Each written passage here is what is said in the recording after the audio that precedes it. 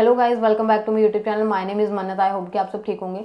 सो आज की वीडियो में हम बात करने वाले हैं ऑस्ट्रेलिया विजिटर वीज़ा के बारे में। बहुत सारे लोगों की क्वेरी होती है कि विजिटर वीज़ा अगर हमारे पास है तो फर्दर हमारे पास क्या ऑप्शन बचती हैं, कि हम इसको स्टडी में कन्वर्ट करवा सकते हैं, नहीं करवा सकते, इसको असाइलम डाल सकते हैं, या फिर हमें वर्क परमिट में इसको जो है कन्वर्ट करवाना है। तो बहुत सारे डिफरेंट काइंड ऑफ क्वेश्चन जो है हमारे माइंड में जो है आते हैं विजिटर वीज़ा को लेके, कि फर्दर हमारे पास क्या ऑप्शन बचता है। अगर मान लो ये विजिटर वीज़ा को हम वर्क परमिट में कन्वर्ट करवा सकते हैं तो प्रोसीजर क्या रहेगा, डॉक्यूमेंटेशन क्या रहेगी, टाइम कितना लग जाएगा, और फर्दर हम किस तरह से जो प्रोसेस है उसको फॉलो करेंगे। तो इन सारी चीज़ों के बारे में जो है आज की वीडियो में डिस्कशन करेंगे।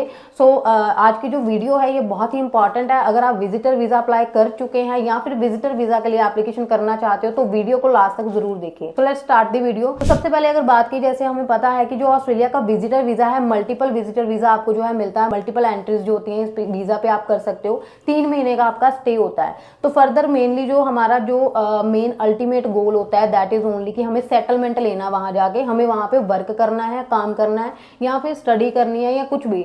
बहुत सारे लोग जो भी अपने विजिटर वीज़ा के लिए एप्लीकेशन करते हैं उनका अलग अलग जो होता है लाइक उनका फोकस होता है कि हम ये करेंगे, वहां जाके ये करेंगे, है ना। तो सबसे पहले अगर आप स्टडी करना चाहते हो या सोच रहे हो कि असाइलम आप वहां पे जाके डाल दोगे, तो मैं आपको क्लियर कर दूं, स्टडी आप नहीं कर सकते हो इस वीज़ा के दौरान, या इसको वहां कन्वर्ट करवा के एज अ स्टूडेंट वीज़ा पे, तो आप वो ऑप्शन आपके पास नहीं है। सेकेंडली अगर आप सोच रहे हो कि आप असाइलम डालोगे तो असाइलम में भी ये है कि आपके ज्यादातर जो चांसेस है वो नेगेटिव ही हैं, आपको जो रिस्पॉन्स मिलेगा वो नेगेटिव ही मिलेगा।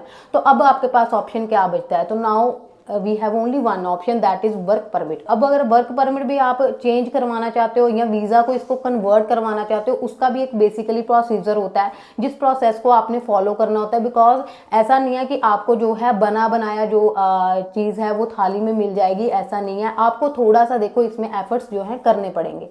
तो इसमें सबसे पहले अगर बात करें कि डॉक्यूमेंटेशन क्या लगेगी या फिर हमें किस प्रोफाइल में जाना पड़ेगा, तो सबसे पहले मैं आपको क्लियर कर दूं कि इसमें जो डॉक्यूमेंटेशन है वही है जो एकेडमिक्स के आपके पास प्रूफ्स हैं, जो आप काम यहाँ पे कर रहे हो, आपका एक्सपीरियंस लेटर, आपकी पे स्लिप्स, या जो अगर आपके पास कोई पर्टिकुलर स्किल है या कोई कोर्स आपने कर रखा है, तो ये जो सारे डॉक्यूमेंटेशन है ये बहुत ही मेजर रोल प्ले करेंगे अगर आप अपना जो है फर्दर कन्वर्जन के लिए सोच रहे हैं।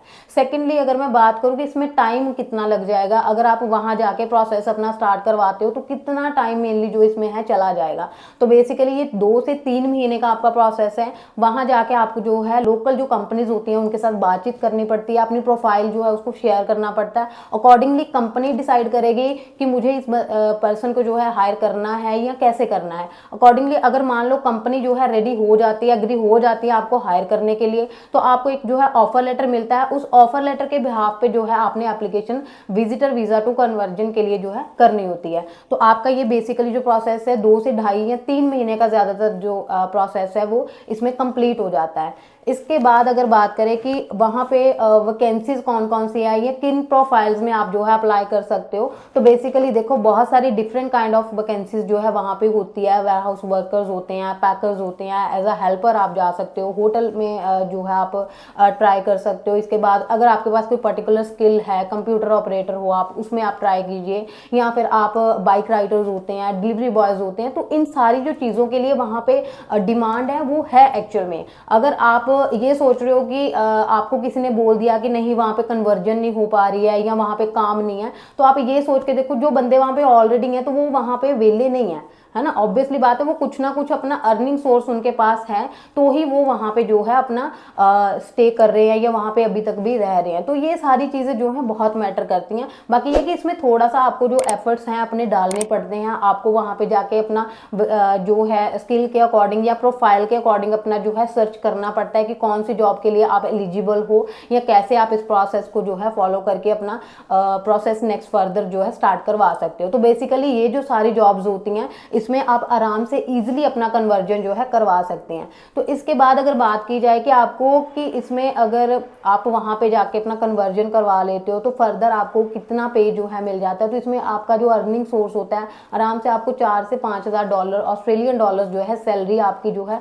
आपको मिलती है इसमें, और जो कि बहुत इंडिया का 2.5 से 3 लाख रुपए होते हैं। बहुत ही अच्छा जो इनकम है इसको हम कह सकते हैं। तो बेसिकली ये कि इसमें थोड़ा सा आपको अपनी तरफ से इनपुट जो है डालनी पड़ती पड़ती है अपनी जॉब फाइंड करने में या फर्दर प्रोसेस को करवाने के लिए। तो अगर आप थोड़ी सी इन चीज़ों का ध्यान रखते हो, करते हो, तो ऑब्वियसली आपका जो है ये कन्वर्जन हो जाता है। तो बहुत सारे लोग होंगे कि जो जिन्होंने एप्लीकेशन कर दी है या जो करने वाले हैं। जिन्होंने तो एप्लीकेशन कर दी है, उनके पास वीज़ा आ चुका है, लेकिन वो अभी वेट कर रहे हैं कि मुझे नेक्स्ट जो है अगर कोई ऑप्शन मिलेगा वहाँ पे कन्वर्जन के लिए या फर्दर जो ऑप्शन मेरे लिए अच्छा रहेगा, अगर ऐसा कोई ऑप्शन मिलता है तो ही मैं ट्रैवल करूँगा एंड ऑल।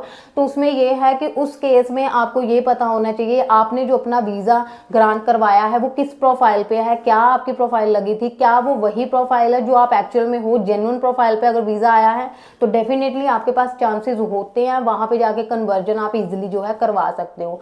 लेकिन अगर आप अभी सोच रहे हो कि एप्लीकेशन करनी है तो आपके लिए मैं एक चीज़ बोलना चाहूँगी कि आपने इस चीज़ का खास ध्यान रखना है कि आप जो वीज़ा एप्लीकेशन अपनी कर रहे हो वो अपनी उसी प्रोफाइल के अकॉर्डिंग कर रहे हो जो आपकी जेन्युइन प्रोफाइल है। बिकॉज देखो इस चीज़ को समझो, ये जो वीज़ाज होते हैं ये इंटरकनेक्टेड होते हैं। चाहे आप स्टडी वीज़ा की बात कर लो, आप वर्क परमिट की बात कर लो, अब मान लो आप विजिटर वीज़ा पे गए हो, वहाँ पे आपने जाके कन्वर्जन करवाना है। बेसिकली यहाँ पे प्रोफाइल जो आपकी है जिसपे वीज़ा आपका है वो डिफरेंट प्रोफाइल है, लेकिन आप जिसके लिए वर्क ढूंढ रहे हो वो डिफरेंट प्रोफाइल है। तो आप ये सोच के देखो जब भी आपकी एप्लीकेशन खुलती है या फिर, क्योंकि हमारा बेसिकली ये है कि विजिटर टू वर्क होगा, तो विजिटर की प्रोफाइल आपके साथ में चेक की जाएगी कि अगर विजिटर की प्रोफाइल या वर्क जिसके लिए आप ढूंढ रहे हो, जो वर्क परमिट या फिर जो भी आप जॉब के लिए सर्च कर रहे हो, अगर वो मिसमैच हो रहा है तो वो कहीं ना कहीं आपकी गलती है। उस केस में आपके लिए कोई ऑप्शन अवेलेबल नहीं है और ना ही आपका कभी इन फ्यूचर जो है इसमें कन्वर्जन हो सकती है। तो इस चीज का जो है आपने खास ध्यान रखना है कि कुछ भी आपका जो है मिसमैच नहीं होना चाहिए या कोई भी ऐसी चीज देखने में नहीं आनी चाहिए जिससे ये लगता है कि आप मिसलीड कर रहे हो, क्योंकि उस केस में आपका विजिटर वीजा तो जो है वो खराब होगा ही, साथ में साथ आपका जो आप नेक्स्ट ऑप्शन देख रहे हो कि आप वर्क परमिट के लिए एप्लीकेशन करोगे, सो वो भी कहीं ना कहीं आपके लिए जो है इम्पॉसिबल हो जाता है। उस केस में भी आप जो है अपना फर्दर कन्वर्जन जो है वो नहीं करवा सकते हो। सो आजकल जो बेसिकली चीजें हो रही है मार्केट में कि आप आफ्टर वीजा जो है आपकी सारी पेमेंट है पैकेज कर लेते हैं, आप मुझे 4 डॉक्यूमेंट दे दो, आपके प्रोफाइल अच्छे से क्रिएट करके हम जो है अपना फर्दर आपका जो वीजा का प्रोसेस है उसको करवा देंगे, आपको वीजा मिल जाएगा। सो अगर आपने भी उस तरीके से अपनी एप्लीकेशन की हुई है तो आपको भी थोड़ा सा इसमें जो है ध्यान रखने की जरूरत है, क्योंकि उस केस में ये होता है कि प्रोफाइल आपकी कुछ और होती है,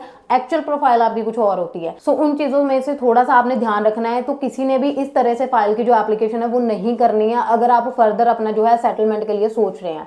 सो अगर आप भी अपनी जो है एप्लीकेशन डिस्कस करना चाहते हो, अपनी प्रोफाइल डिस्कस करना चाहते हो, या आप पहले से रिफ्यूज हो और रिफ्यूजल के बाद री एप्लीकेशन करना चाहते हो, तो आप मेरे साथ कॉन्टैक्ट कर सकते हो। Definitely I will guide you, जो भी आपके रीजंस होंगे या रीजंस को हम कैसे क्लियर करेंगे, तो इन सारी चीजों की डिस्कशन जो है हम करेंगे। So thank you so much.